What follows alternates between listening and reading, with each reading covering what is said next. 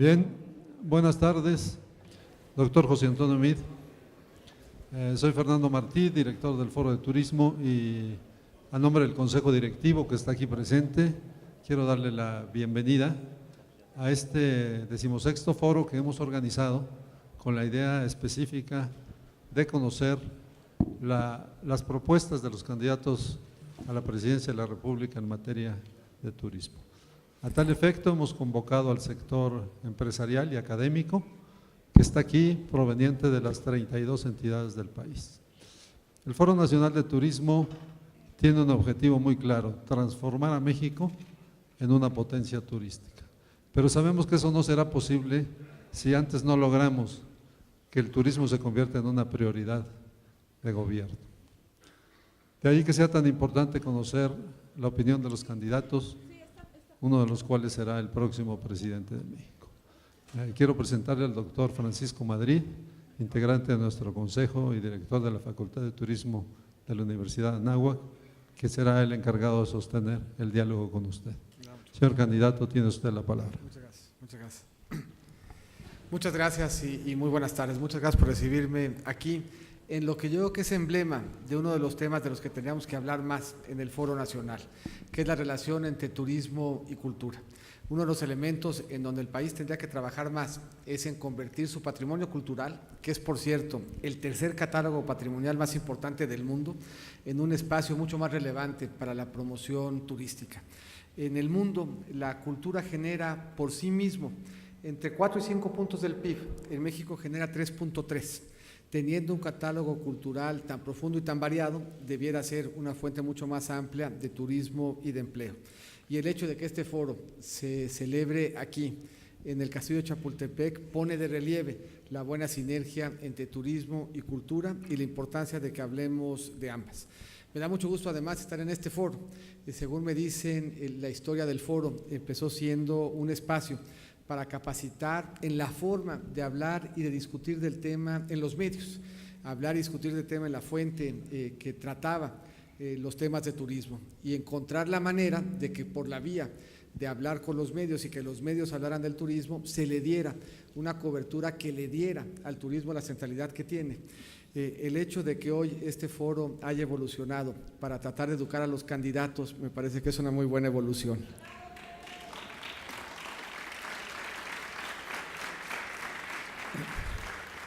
Quisiera un poco empezar diciendo cuál es la visión de México potencia y de qué papel juega el turismo en esa evolución. Sin que vaya yo a tomarme mucho tiempo, ese es el mundo en 1910. El mundo medido en dos dimensiones: ingreso y calidad de vida. La calidad de vida medida en función de la esperanza de vida al nacer. 1910 vivíamos en un mundo en donde la gente vivía poco tiempo y tenía muy poco ingreso. De hecho, la edad promedio, la esperanza de vida promedio era inferior a los 40 años. Si nos ponemos a reflexionar en eso, pues la verdad es que este foro estaría bastante solitario si solamente estuvieran los que tienen menos de 40 años. Y el nivel de ingreso medido en dólares de 2015 era equivalente a más o menos $2,000. Esto es, en 1910 el mundo tenía que tener poca calidad de vida y tendría a tener poco ingreso. Y podemos ver cómo ha venido evolucionando, pero sobre todo entender por qué. Y ahí nos vamos a dar cuenta de la centralidad del turismo. Ahí se vio la Primera Guerra Mundial, la crisis del 29, la Segunda Guerra Mundial. Ahí se ve México más o menos a media tabla. Se ve la India y China con profundo rezago, aun cuando empiezan a evolucionar. Nos toca el desarrollo estabilizador, la crisis de 82, la crisis de 94, la recesión en el 2000, la crisis global del 2008 y el mundo hoy. Llama la atención dos cosas. La primera, que seamos capaces de explicar la historia del mundo en exactamente 30 segundos. Ya como quieres, es un mérito importante. La segunda es respecto a 1910, el mundo cambió mucho y al mismo tiempo no cambió. ¿Qué quiere decir? Hay una serie de países que viven como se vivía en 1910. Hay una serie de países que siguen teniendo poca esperanza de vida y que siguen teniendo muy bajo ingreso. Pero hay una serie de países que tienen una gran calidad de vida, medida por la esperanza de vida y un nivel de ingreso elevado. Y por lo tanto es interesante ver qué fue lo que hicieron esos países bien, qué podemos aprender del mundo y qué podemos en consecuencia proponerle hoy a México pensando hacia adelante. ¿Qué vemos que hace la diferencia entre los países que están en el bloque 1, los que vivían como se vivía en 1910, y los que están en el bloque 4, los países que hoy son potencia en términos de su capacidad de generar ingreso y su capacidad de generar calidad de vida? Los países en el bloque 1 tienen un índice de Estado de Derecho bajo, los del bloque 4 alto, México está en el 3. Tienen un índice de inseguridad alto, los que están en el bloque 1, y un gran nivel de seguridad, los que están en el bloque 4. Los países más desarrollados le apuestan a la educación, los países más desarrollados le apuestan a la salud. Los países más desarrollados, y esto es muy importante, especialmente en el sector turístico, le apuestan a las mujeres. Mientras más alta es la participación de las mujeres, mayor es el desarrollo de los países. Y este es un sector que sabe de eso, porque es un sector en donde las mujeres juegan un papel muy importante. Debieran de jugarlo más. En México será mejor si el siguiente foro que hagamos, la mitad de la concurrencia son mujeres. Eso querría decir…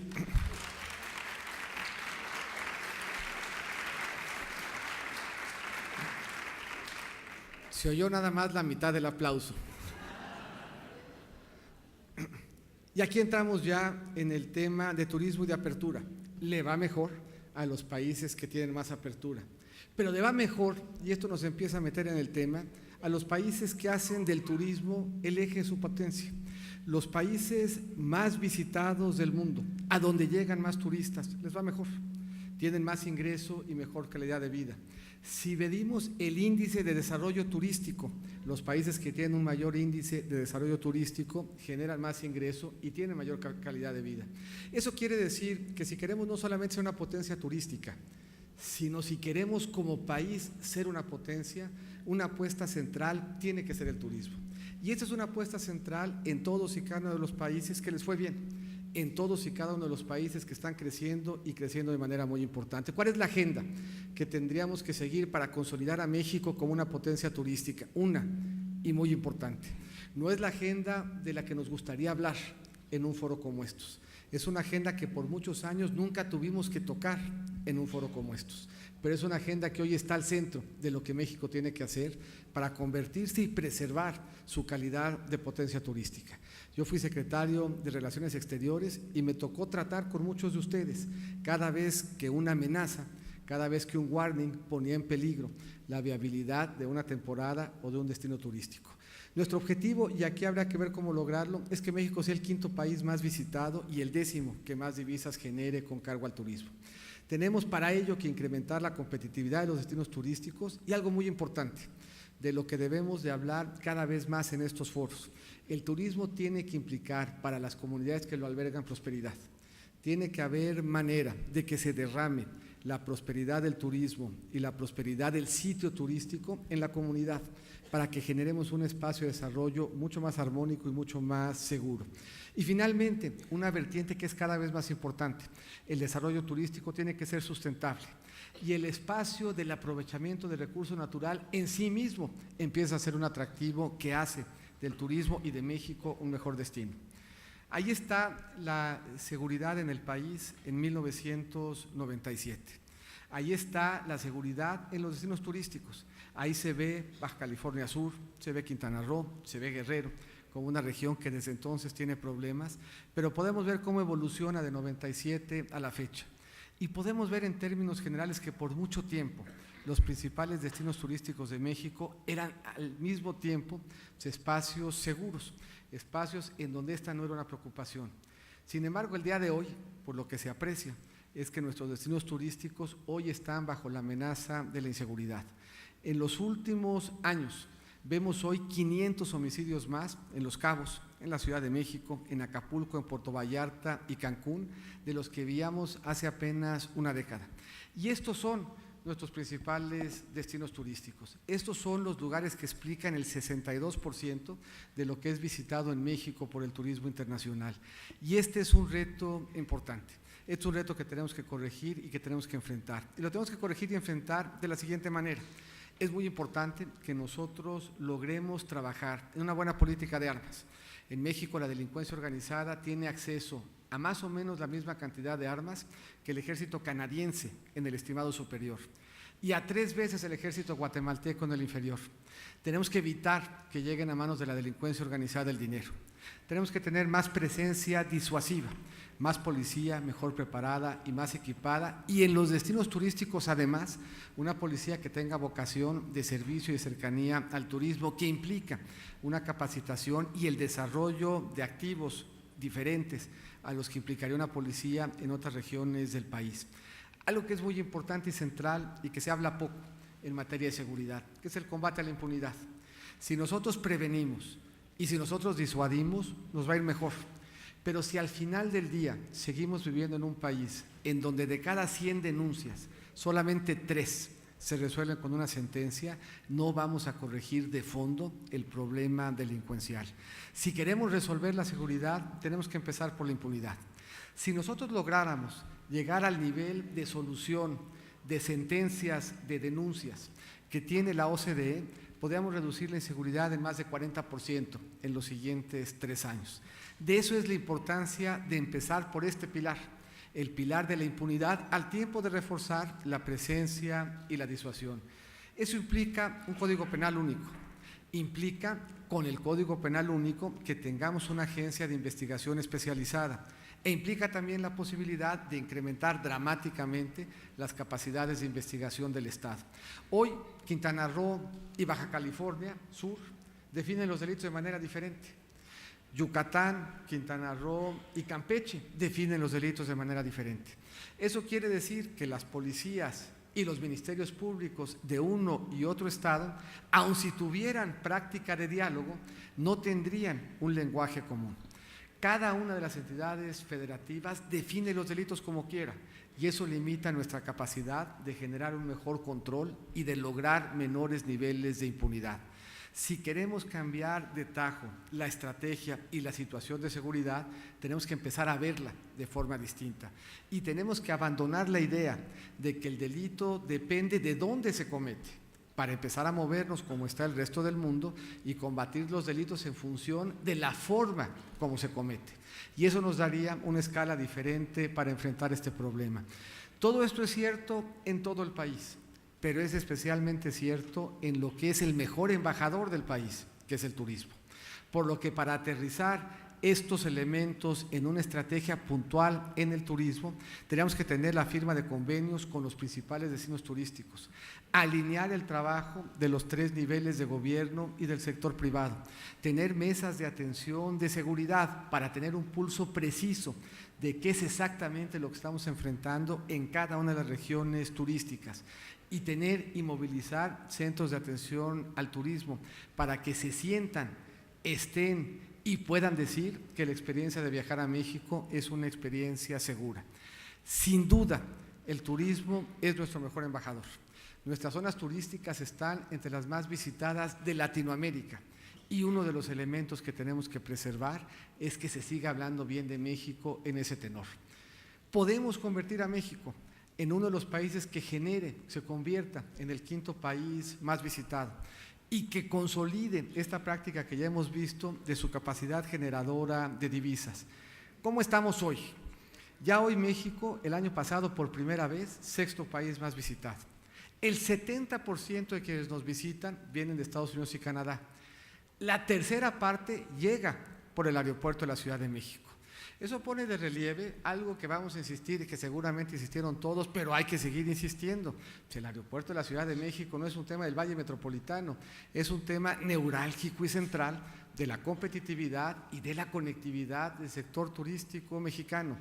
Los turistas nos visitan en aviones importantes, nos visitan en 478 y en 380. Si nos visitaran en jets y en aeroplanos, el aeropuerto de Santa Lucía podría resolvernos el problema, pero ya nadie nos visita en jets y en aeroplanos, y por eso necesitamos un buen aeropuerto internacional en la Ciudad de México. México empieza a distinguirse como un destino de turismo médico, y como el turismo médico hay otros nichos importantes. Nos hemos dado cuenta que eliminar las barreras al turismo, empezando por las visas, funciona. Las visas que se eliminaron en Colombia, Perú y Chile hoy implican que esos 3 países estén entre los 10 principales originadores de turismo a México, con un crecimiento muy importante. Y un tema que cada vez se vuelve más central y que exigiría mayor especialización de parte del gobierno es la promoción de México como un destino de convenciones. Cada vez vemos más el anhelo de muchos estados de tener buenos centros de convenciones, pero un buen centro de convenciones es condición necesaria. Si no tenemos un buen centro de convenciones, no va a llegar el turismo de convenciones, pero no es suficiente. Hay que aprender a promover a México como un destino del turismo de convenciones, y eso exige un lenguaje y una especialización distinta de la promoción del resto del turismo. Y no tenemos un espejo en la política pública que de manera profesional se dedique a potenciar el turismo de convenciones. ¿Qué tendríamos que hacer? No solamente incrementar, sino modernizar los puertos de entrada, incluye aeropuertos y puertos, sino que los propios puertos de entrada sean en sí mismos espacios amables para el turismo, que los puertos y los aeropuertos en sí mismos ofrezcan una experiencia grata para la que será la primera impresión de muchos del destino que están visitando. No solamente tener más, sino tener los mejores. Y en el caso específico de los puertos, generar mayor espacio de valor agregado a los cruceristas para que cada uno de los destinos turísticos que nos visitan por mar impliquen y motiven un mayor gasto del crucerista en tierra. Nosotros hemos platicado, por ejemplo, con Cozumel, de la importancia de que modernicemos un museo del Caribe y un museo de los mayas. Montamos una de las mejores exposiciones, de hecho 2 exposiciones de arte maya, una que visitó Brasil, Francia e Inglaterra y otra que estuvo en China. Cualquiera de las 2 albergadas en uno de nuestros destinos de puertos, daría una razón más para motivar y para gastar y para pasar tiempo en esos destinos. Tenemos que ampliar el número de rutas con otros países.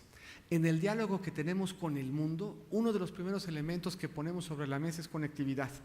El 70% vienen de Estados Unidos y Canadá. Eso no quiere decir que solamente sean americanos y canadienses. Buena parte de nuestra conectividad viene por Estados Unidos. Pero hay algunas regiones del mundo, si revisamos los principales 10 aeropuertos, los 10 aeropuertos más conectados, hay algunos que no están en el circuito mexicano y que podían estar, ya sea para que de manera directa o indirecta con una escala pudiéramos tener una mucha mejor vinculación con regiones para las que Estados Unidos y Canadá no es la escala más natural. Sin duda, apoyar el desarrollo del aeropuerto, sin duda, apoyar el turismo médico, de negocios, de reuniones, de lujo, de ecoturismo, lo habremos de ver más adelante. Seguir revisando nuestra política de visado para ver si esa, que es una traba importante de visita a México, podemos ir eliminando de algunos otros países sin poner en riesgo nuestra seguridad. Y la participación absolutamente crucial de los empresarios para promover el turismo, para tomar más control de la promoción del turismo que se hace a través de nuestros diferentes vehículos y para que acompañen el diálogo que México tiene en el mundo, para que sea una parte integral de cada uno de los espacios de diálogo que tenemos con los diferentes países. Cuando nos sentamos con cualquier país del mundo, hablamos de educación, hablamos de ciencia y tecnología, hablamos de comercio, hablamos de inversiones. El siguiente punto en la agenda tendría que ser que con cualquier país del mundo que nos sentáramos, tendríamos que hablar de turismo y de cómo podemos facilitarlo entre nuestros diferentes países, y encontraremos que hay muchos en donde el potencial se ha aprovechado poco. Tenemos que hacer otra cosa. Tenemos que incrementar la competitividad de los destinos de México. El 62% del turismo se explica básicamente por 4 destinos: Los Cabos, Cancún y la Riviera Maya, la Ciudad de México y Puerto Vallarta. El dato de Puerto Vallarta es absolutamente sorprendente. En el caso de Puerto Vallarta, el 7% de todos los canadienses visitan Puerto Vallarta una vez al año. El éxito de la promoción de Puerto Vallarta en ese mercado es muy notable, pero también es cierto que si nosotros revisamos nuestra geografía, está llena de potencial para desarrollar rutas alternas a las 5 que hemos desarrollado, y podemos hacer para desarrollar, desde aprender lo que hicimos en los 5 destinos en donde somos frontera y potencia, pero también ver qué es lo que está haciendo otras partes del mundo, en rutas, en caminadas, en recorridos. O si la gente es capaz de viajar para hacer el Camino del Inca, pues la verdad es que nosotros, como el Camino del Inca, podríamos escoger 20 que tendrían mucha mayor capacidad de generar turismo. Yo fui canciller y la verdad es que cada vez que regresaba uno de visitar el mundo, el potencial turístico de México no tiene límite en el terreno que fuera. La verdad, me tocó visitar más de 70 países. Después de visitar 70 países, me regañaban en la casa porque cada vez que me preguntaban dónde quería ir de vacaciones, pues después de haber visto al mundo, yo quería seguir y solo vacacionar en México. La verdad es que no podemos, no hay quien nos compita en términos de nuestro potencial, hay que desarrollarlo. Eso implica presupuesto, mucho más presupuesto que el que hoy le metemos a los destinos turísticos y pueblos mágicos. Eso implica tecnología que haga que la entrada, la salida y la estancia sean mucho más sencillas para los viajeros. Eso implica modernizar a Fonatur, y aquí están presentes quienes lo encabezaron y quienes lo dirigieron. El potencial de Fonatur es enorme. La experiencia depositada en Fonatur, de una vez John, el aplauso para John, pues así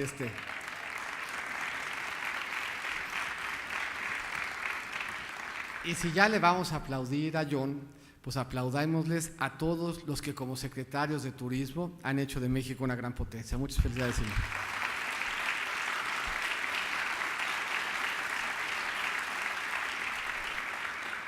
Y ya no más falta ahora que los funcionarios públicos que acaban de ser reconocidos le demos un fuerte aplauso a los empresarios que son los que de veras hacen que México sea potencia.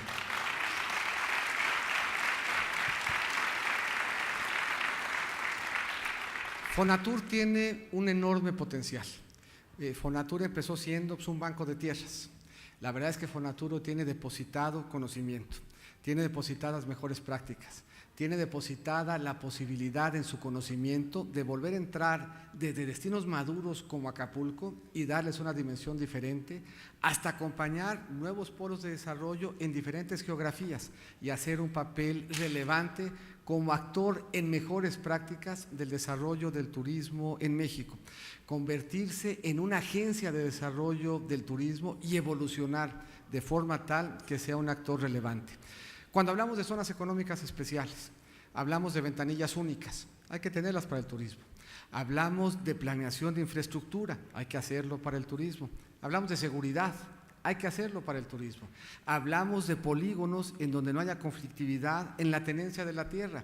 La diferencia entre un destino turístico exitoso y uno que no lo es, radica en estos elementos. Si nosotros le damos a nuestro potencial turístico ventanillas únicas, seguridad, libre conflictividad en la tierra, financiamiento público y privado y desarrollo y aliento presupuestal, podemos diversificar y ampliar nuestra capacidad turística de manera muy importante.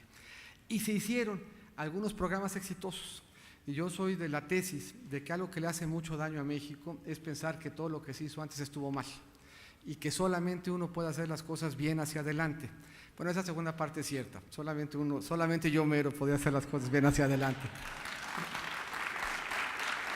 Pero hacia atrás hay que reconocer que se hicieron programas exitosos y hay que darles continuidad. Los programas desde Viajar por México hasta Conéctate al Turismo, los programas de mejora hoteles y restaurantes, todos esos programas dieron aliento, funcionaron y debíamos darle escala y consolidarlos. Tenemos que mejorar la calidad en servicios turísticos. Hablamos mucho de educación, hablamos de cómo repensarla. Y una de las formas de repensar la educación es darnos cuenta que en el turismo está parte de nuestro futuro y habría que desarrollar en consecuencia capacidades específicamente pensadas para atender los retos del sector turístico. Naturalmente, impulsar infraestructura estratégica. Hemos hablado mucho del aeropuerto, pero no es la única. Nos sigue haciendo falta una segunda pista en Guadalajara, nos sigue haciendo falta ampliar otros aeropuertos y nos sigue haciendo falta mejorar nuestra infraestructura portuaria. Hay infraestructura que es estratégica para el turismo, y así como defendemos al aeropuerto, debíamos defender y darle centralidad al resto de la infraestructura. Esta cruzada para la capacitación turística es fundamental y tiene que ser una cruzada que va desde los policías hasta los proveedores de servicio, que va desde los meseros hasta los recamareros. La capacitación para el turismo distingue al país que lo hace bien, y México lo hace bien y lo podría hacer mejor. Y tenemos que terminar de consolidar al turismo con su plataforma digital. No debiera de haber en las zonas turísticas ni una sola pyme que no estuviera bien conectada, ni un solo punto en México que no tuviera desde el punto de vista turístico acceso con el mundo por la vía digital. Y un punto muy importante, el turismo genera riqueza, el turismo genera inversión, el turismo genera divisas, pero el turismo tiene que generar bienestar en las regiones en donde se desarrolla el turismo.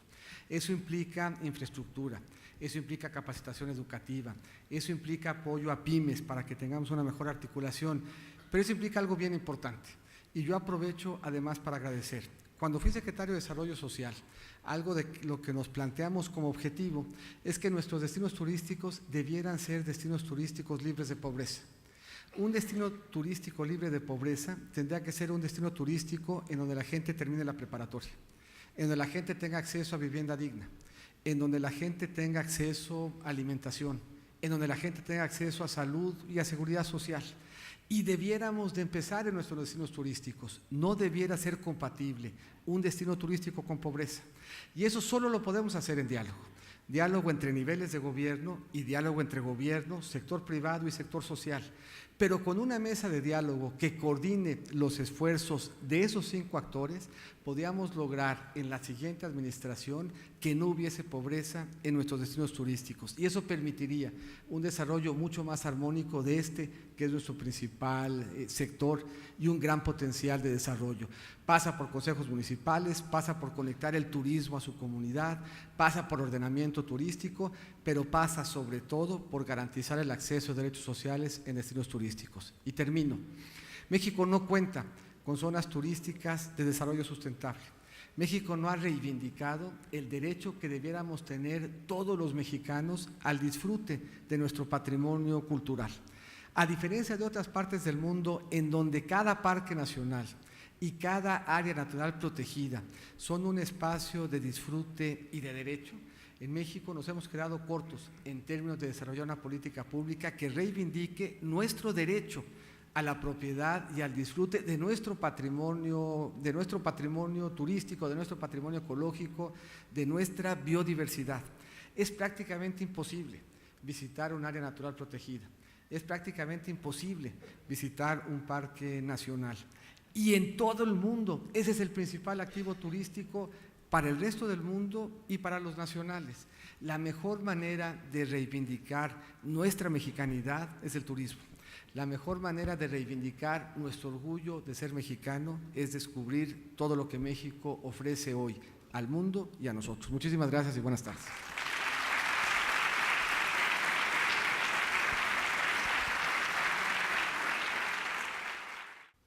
Muchas gracias, candidato Meade, muy amable por la presentación. Yo creo que todos estamos muy emocionados el día de hoy, porque me atrevo a decir que este foro pues, ha permitido que hoy sea el Día del Turismo, ¿no? Nuestro problema es que luego el Día del Turismo es cada 6 años, porque yo siento 2 cosas que están flotando en el ambiente: una enorme carga histórica por estar donde estamos y este anhelo que reverdece cada 6 años de que el turismo sea una prioridad. Yo tengo muchas preguntas, seguramente llegarán algunas más del auditorio, y lo que trataría de hacer es, como hicieron quienes nos antecedieron en este esquema, pues es procurar propiciar un espacio de diálogo, y lo invitaría a eso, señor candidato. Y si le parece, abrimos boca con este tema de la prioridad, y déjenme poner un segundo tema, pues hablando de su experiencia como hacendario. La verdad es que quienes estamos en esta industria, quienes hemos estado del lado de la administración pública del turismo, nos sentimos, yo creo que con una emoción, con una sensación de desánimo, porque cuesta mucho trabajo comunicar a la autoridad hacendaria que este negocio es un negocio importante, ¿no? O sea, ¿qué parte del 8.7% del PIB no se tiende en Hacienda? ¿Por qué si en este país lanzamos una iniciativa como la de las zonas de desarrollo económico especial, pues el turismo no cabe en ellas? ¿Por qué si decimos que el turismo es una prioridad? Lo dijimos cuando fue presidente el presidente Fox, se lo pidió la industria, pues la verdad es que fue bastante de medio pelo, ¿no? Se lo volvió a pedir la industria al presidente Calderón, el presidente Calderón dijo, sea el sexenio del turismo, acto número 2, vamos a desaparecer la Secretaría de Turismo, ¿no? Este gobierno dijo en su lanzamiento de política de turismo que el turismo sea una prioridad y entre 2018 y 2015 el presupuesto del sector en términos reales es 50% menor. Entonces, si nos ayuda un poco a elaborar sobre esta parte, o sea, ¿por qué es importante cada 6 años? ¿Cuántas otras veces en su campaña ha estado presente el turismo con la intensidad que está hoy?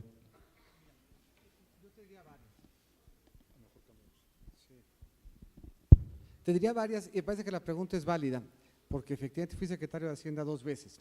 De no haberlo sido, pues te dirigiría yo a mi tocayo, que es el actual secretario de Hacienda, para que le hicieras el planteamiento.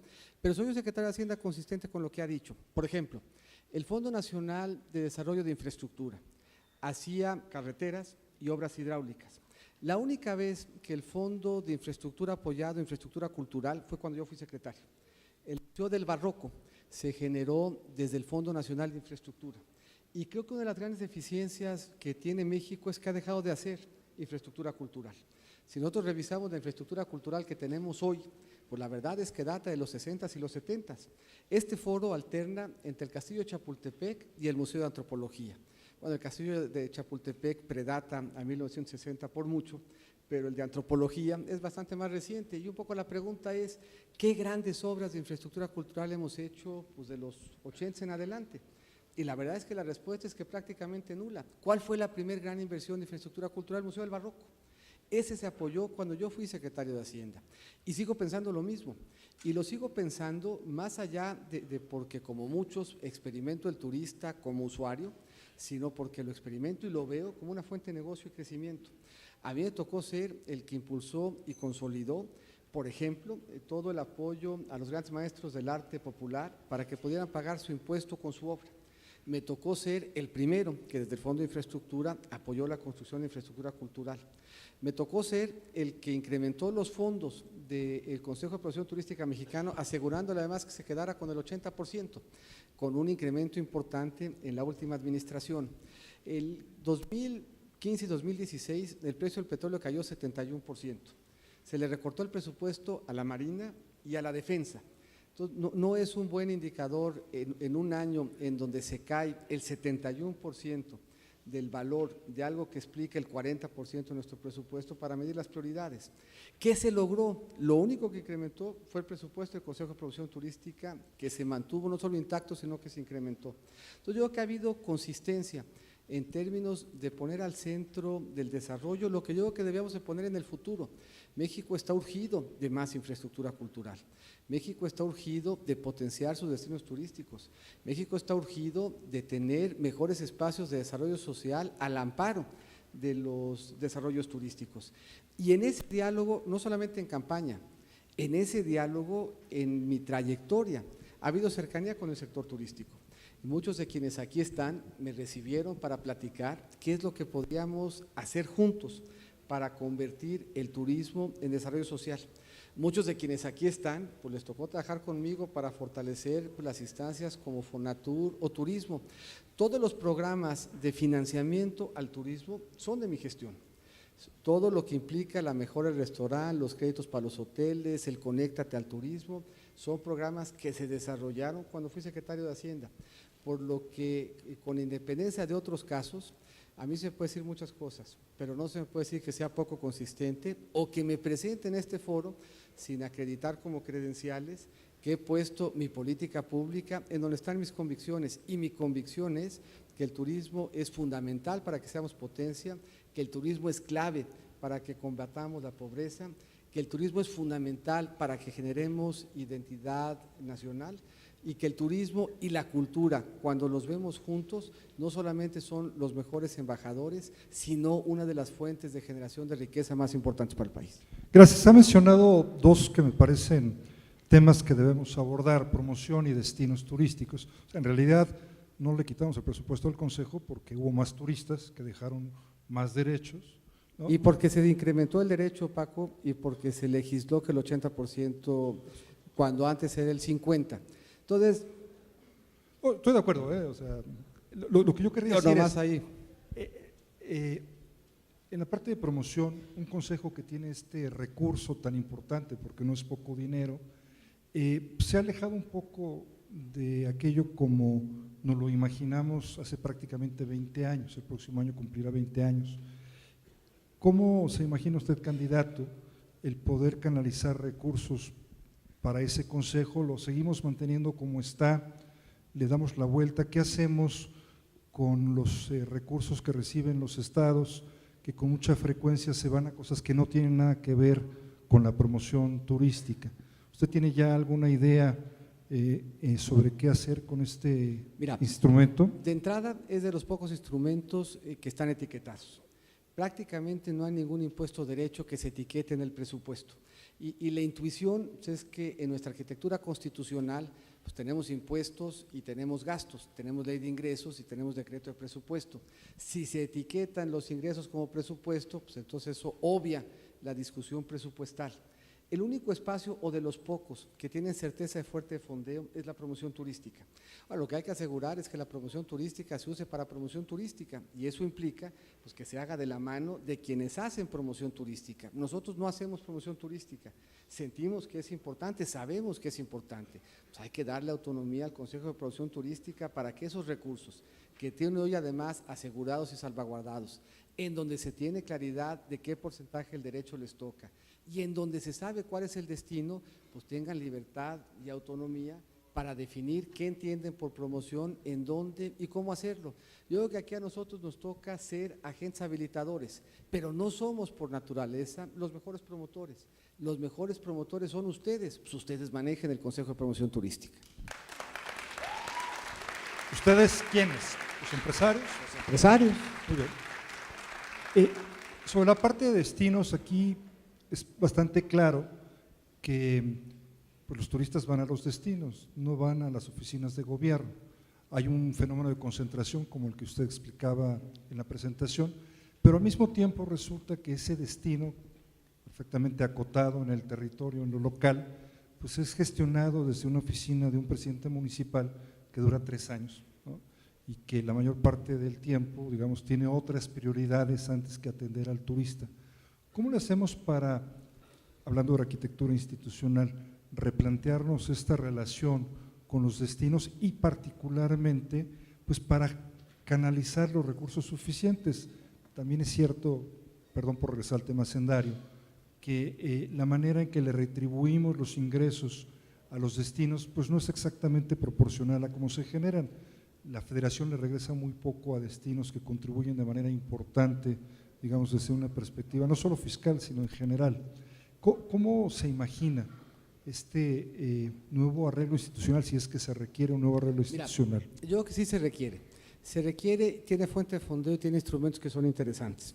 Por ejemplo, tienes la zona federal marítima terrestre, y ahí y hay que reconocerle de nuevo al sector empresarial que tuvo una gran creatividad de cómo utilizarlo. A mí me tocó ser subsecretario de Ingresos cuando el huracán, tengo la impresión de que fue Vilma, se acabó las playas de Cancún, y la forma estructuralmente de enfrentar el problema fue por la vía de la zona federal marítima terrestre. Por cierto, un impuesto que si bien es federal es 100% participable para los municipios, esto es, se regresa en su integralidad al municipio.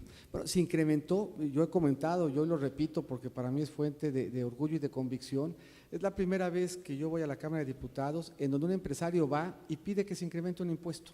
En esa ocasión fue Pepe Chapur. el que fue y dijo, la mejor forma de resolver el problema de coordinación y darle fuente de financiamiento al rescate de las playas de Cancún es por la vía de incrementar la zona federal marítima terrestre.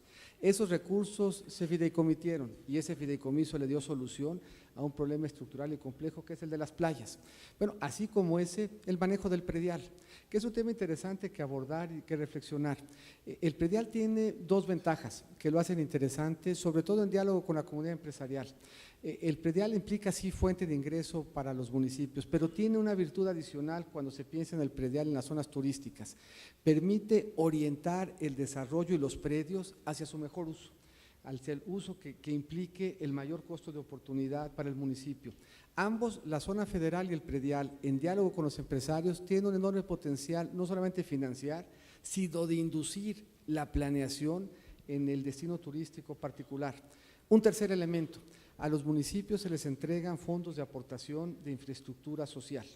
En el caso concreto de los municipios turísticos, el destino de esos fondos tendría que ser claramente para armonizar al desarrollo turístico con las condiciones de seguridad y las condiciones de inclusión que querríamos tener en los destinos turísticos. A nadie le gusta un destino turístico como Los Cabos, en donde si nos movemos a 5 kilómetros la comunidad no tiene agua. Bueno, para eso son los fondos de aportación para infraestructura social. Los fondos existen, los mecanismos de coordinación existen con un elemento adicional. No hay un solo proyecto de desarrollo sustentable hoy en México que no encuentre fuente de fondeo. Lo que muchas veces nos sucede, y es algo que tenemos que armonizar al municipio, al Estado, a la Federación y a los empresarios, es que nos quedamos cortos en los proyectos. Pero si nosotros construimos un banco de proyectos de infraestructura turística, el financiamiento de esos proyectos no tiene problema. En México podemos financiarlos en lo presupuestal, podemos financiarlos como APPs, podemos financiarlos por la vía de SECADE, de fibras, de cibras, y podría seguir con el abecedario para incluir la banca de desarrollo, la banca comercial y las dos bolsas de valores. El reto que tenemos que enfrentar como comunidad empresarial y como gobierno es construir un banco de proyectos de infraestructura turística. Y si tenemos ese banco de proyectos de infraestructura turística, el financiamiento por cualquiera de sus vías no va a ser lo que limite el crecimiento. Lo que hoy limita el crecimiento de la infraestructura turística es la falta de proyectos turísticos, y lo que tendríamos que tener es un banco de proyectos de infraestructura que pudiéramos financiar a través de cualquiera de estas vías, incluida la presupuestal.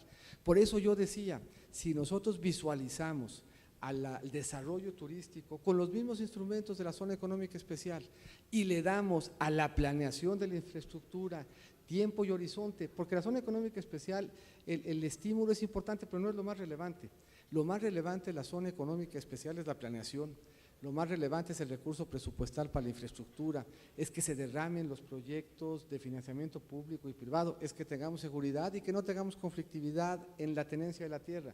La diferencia en el desarrollo de los destinos del Pacífico hacia el sur del país y hacia el norte tienen que ver con conflictividad en la propiedad de la tierra.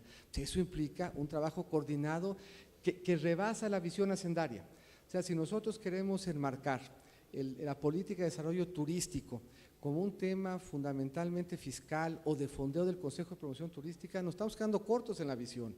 El debate de la política de desarrollo turístico tiene que ser mucho más amplia. Implica infraestructura, implica recursos presupuestales, implica tenencia de la tierra, implica seguridad, implica un banco de proyectos de infraestructura. Esto es, la visión del desarrollo turístico va mucho más allá de cómo fondeamos al Consejo de Promoción Turística y va mucho más allá de cómo tratamos en lo fiscal la zona federal marítima terrestre. Tiene que ver con una visión mucho más amplia. A ver, aquí estamos hablando, y tú lo decías bien, del 8% del PIB.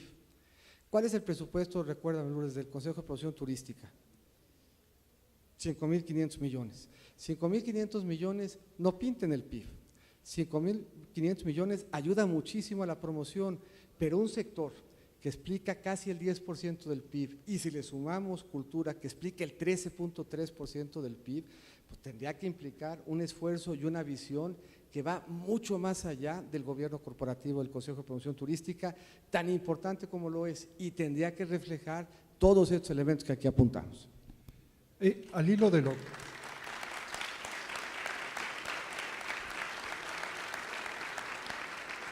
Estas ventajas que menciona usted sobre las zonas económicas especiales, me parece que fueron justamente ejemplificadas con Cancún, que ciertamente fue una zona económica especial para efectos prácticos, ¿no? ¿Hay espacio, digamos, en su mente para reinventar Fonatur, digamos, como el otro lado, aparte de la promoción de la demanda, para orientar, digamos, el desarrollo de la oferta?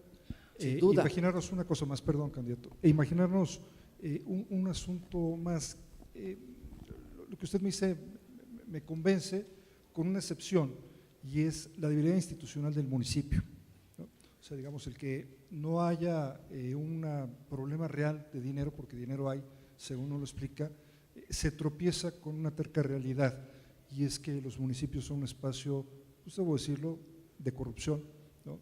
De cortoplacismo, de una visión que no necesariamente acompaña algo, digamos, como lo que queremos en turismo, que es un trabajo a largo plazo. ¿Cómo podríamos, digamos, andar en esta trayectoria enfrentando este problema? Yo creo que esa es la gran virtud de Fonatur. Yo creo que Fonatur suple estas deficiencias en el horizonte de planeación del municipio con un par de elementos que yo creo que son interesantes de reflexionar y de ver cómo evolucionan. Por primera vez vamos a empezar a ver reelección de los presidentes municipales. Pues eso es algo que no hemos visto en México, y la intuición de esa modificación pues es que si nosotros le permitimos a los presidentes municipales que se reelijan, pues eso le da una visión de mucho más largo aliento que debiera de profesionalizar la gestión municipal. En cualquier caso, y más allá de eso, la gran ventaja de Fonatur como agencia de desarrollo, no como un banco de tierras, como agencia de desarrollo, es esa. Fonatur suple en su visión, en su planeación, en su acervo de experiencia, en su acervo de mejores prácticas, la deficiencia que hay de la falta de profesionalización del municipio. Fonatur es apreciado justamente en el ejemplo de Cancún, de Ixtapa, de Los Cabos, porque le dio visión de largo plazo a la planeación de ese destino turístico. Por eso, a mi juicio, el papel de Fonatur es importante en un sentido amplísimo. La verdad es que no lo hemos hecho, pero debiéramos. Una visión como la de Fonatur para regresarle vigor, vigencia y actualidad a Acapulco. Acapulco sigue siendo probablemente la bahía más bonita del mundo, por eso se empezó a desarrollar primero. Está cerca además, pues el Valle Metropolitano, que es enorme. Bueno, ¿qué tendríamos que hacer con un destino como Acapulco, que tiene muchos problemas de inseguridad, de violencia? Acapulco recauda al año, más o menos, y a lo mejor me falla la cifra, 300 millones de pesos de predial. Bueno, cuando uno va a un destino turístico, uno está comprando, sí, sol y playa, pero también uno quiere comprar banquetas, y también uno quiere comprar pues, agua potable, y también uno quiere comprar seguridad, y también uno quiere comprar pues, desarrollo urbano, y también uno quiere comprar vialidades, y también uno quiere comprar transporte público que funcione en las ciudades. Con 300 millones de pesos al año, pues no hay manera de que Acapulco le dé soporte a todos esos servicios que requiere pues, un destino con calidad mundial. Una visión de largo plazo que siente como agencia de desarrollo a los empresarios, a las autoridades municipales, estatales y federales, para darle a esos destinos la planeación que la autoridad municipal no puede darle, convierte a Fonatur en potencia en una gran agencia de desarrollo, en una agencia de desarrollo que pueda ser el banco de proyectos, en una agencia de desarrollo que pueda ser el asesor en mejores prácticas, en una agencia de desarrollo que más allá de modernizar, desarrolle, en una agencia de desarrollo que supla la visión de corto plazo del municipio y desde alguna perspectiva la visión de corto plazo también del gobierno. Es por naturaleza y por vocación uno de los mejores instrumentos que tenemos con resultados además acreditados. En el mundo, lo que hicimos en Cancún en el tiempo que lo hicimos, en el mundo, lo que hicimos en Ixtapa, lo que hicimos en Los Cabos, la verdad es que es de llamar la atención.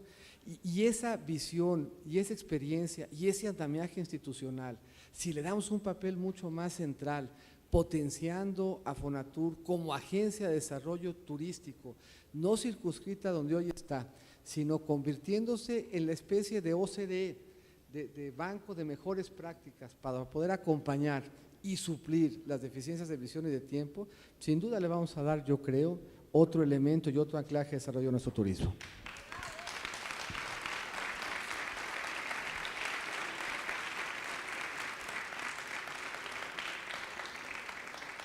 Me queda claro que si con su experiencia hacendaria no lo conmovemos, digamos, del lado de los dineros, está bien, ¿Qué Digo, pasa? nomás recordarle que fui secretario de Desarrollo Social, que fui secretario de Energía y que fui canciller. Y entonces me puedes hablar también de promoción turística, de energía renovable y de lo que podemos dar para darle sustentabilidad social a nuestros destinos turísticos. Lo que yo Pero quería la referirme- experiencia hacendaria, pues sí es picuda y sí da para hablar. Justamente Hacienda es bien transversal. Por eso podemos hablar con conocimiento de causa de estos temas y de otros muchos. Pero era justo el tema que yo quería introducir, candidato, el tema de la transversalidad. O sea, está claro, lo decía Silvia Hernández, recién nombrada secretaria en 1995, que el presidente Zedillo en aquel momento le dio la titularidad de un pedacito del turismo, porque el turismo está interrelacionado con muchas otras actividades que suponen planificación, que suponen decisiones presupuestales, etcétera. Justamente en aquel año se crea un primer gabinete turístico que después lo liquidamos, que después lo creamos, que después no le acabamos de encontrar. ¿Cómo orquestar el trabajo público y cómo, otra vez, recordando el tema de la prioridad, darle ese espacio pues, singular que requiere dentro de la institución pública el turismo? Mira, el tema de pobreza, y regreso a la gobernabilidad en el tema de turismo, el tema de pobreza también es transversal. Fíjese lo que implica pobreza. Pobreza implica vivienda, servicios en la vivienda, implica alimentación, implica educación, implica salud e implica seguridad social. Esos 6 temas que son fundamentales para enfrentar el reto de pobreza, díganme ustedes cuál de esos depende de Sedesol. Ninguno. Y sin embargo a Sedesol le toca ser la instancia rectora para conducir la estrategia que nos lleve a mejorar las condiciones de inclusión. Pues, ¿qué hicimos? Le dimos transversalidad al tema de pobreza. ¿Por qué se dio este diálogo con el sector turístico? Porque si yo quería combatir la pobreza desde Sedesol, necesitaba una mesa con turismo, para que con turismo hiciéramos un programa que acabara con la pobreza en los pueblos mágicos, para que con turismo hiciéramos un programa que acabara con la pobreza en nuestros destinos turísticos. Bueno, esa misma visión transversal que tiene la pobreza, tiene el turismo. Con la misma libertad que yo me sentía de sentarme con el secretario de Turismo para decirle, oye, ¿cómo podemos trabajar juntos para que en estos pueblos mágicos estos 6 elementos estén presentes?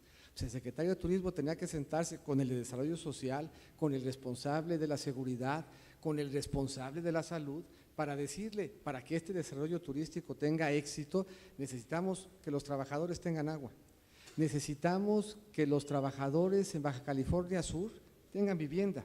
No podemos tener trabajadores en vivienda sur en el lecho de un río. Tenemos que sentarnos con el Infonavit para ver cómo le hacemos para ofrecerle a esos trabajadores una mejor alternativa en materia de vivienda que resuelva de forma estructural el costo de la vivienda en un destino como Los Cabos, en donde no con facilidad pues se desarrolla vivienda para los trabajadores. Bueno, esa transversalidad tiene que dársela a casi todas las actividades de gobierno. Ya no estamos en la época en donde las secretarías funcionaban como estancos. Hoy estamos en una época en donde las secretarías todas son corresponsables de un ejercicio de gobierno, donde más claro se ve, es en el tema de desarrollo social, pero donde también era evidente era en el tema de turismo. Si nosotros queremos que el turismo sea exitoso, pues las ciudades que albergan el turismo tienen que ser ciudades libres de pobreza. Si queremos que el turismo sea exitoso, tenemos que tener seguridad. Si queremos que el turismo sea exitoso, tenemos que tener ordenamiento urbano. Eso quiere decir que el secretario de Turismo tiene que poder sentar a la mesa a SEDATU, tiene que poder sentar a la mesa a Gobernación, tiene que poder sentar a la mesa a Desarrollo Social, tiene que poder sentar a la mesa al IMSS y al Infonavit.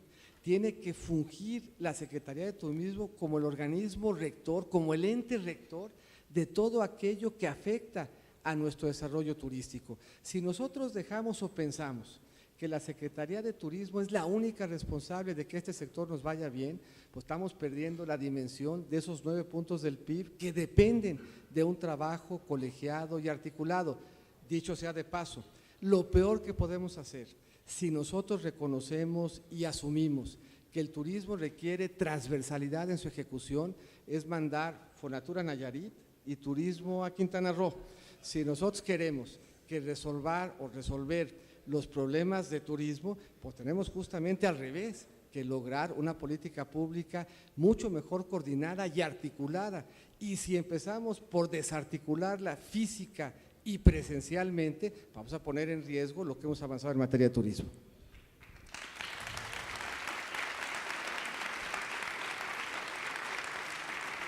Parece claro el qué.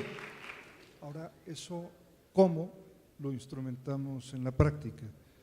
¿Cómo se instrumenta el que el secretario de Turismo siente a la mesa al secretario de Gobernación? Mira, eso no lo he visto muchas veces. Pero te voy a decir, si el secretario de Desarrollo Social sí lo sentaba y creamos un andamiaje turístico, un andamiaje normativo que le daba soporte. La Estrategia Nacional de Inclusión se reflejó en una iniciativa de ley y esa iniciativa de ley facultaba al secretario de Desarrollo Social, en su carácter de responsable de la Estrategia Nacional de Inclusión, de llamar a cuentas y coordinar los esfuerzos transversales del gobierno federal, de los gobiernos estatales y de los gobiernos municipales para articular la Estrategia Nacional de Inclusión.